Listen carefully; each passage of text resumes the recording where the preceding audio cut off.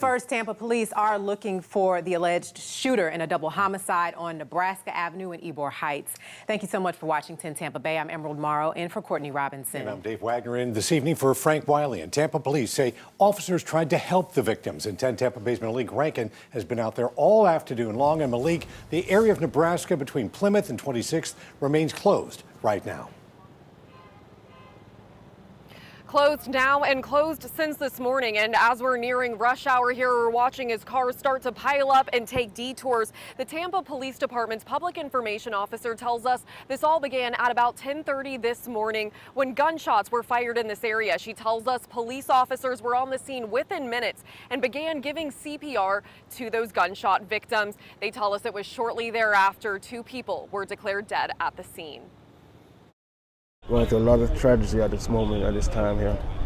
And only thing I can pay my condolences to each and every one of them. For hours, Nebraska Avenue remained closed to traffic as law enforcement continued the search for the suspect responsible for taking 2 lives. A lot of people are gathered here. We are talking with witnesses. We are working to obtain video and get a good suspect description. Tampa police say they believe there's just one suspect in this crime and are working to identify that person. It doesn't appear that it was a random, but any act of violence in the community is definitely concerning. People in this neighborhood tell me hearing gunshots isn't unusual and that something needs to change to address gun violence. It sucks because generally everybody here cared about the people and everybody's pissed off that this even happened, that it shouldn't have happened over some petty stuff. I know a few of them. You never know it'll be the last day. A lot of kids gonna be hurting, a lot of parents. It's a tragedy.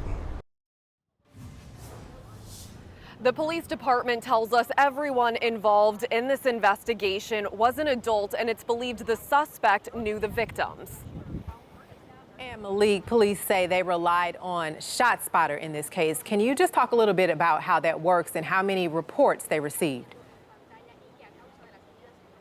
Emerald, ShotSpotter is a gunshot detection piece of technology, and the police department tells us 3 separate reports of gunshots fired alerted them to this area this morning just before 10:30. And they tell us after those reports came in, they then started to receive 911 calls. 2 calls came in, bringing them and dispatching officers out to this shooting. For now, we're live in Tampa. Malik Rankin, 10 Tampa.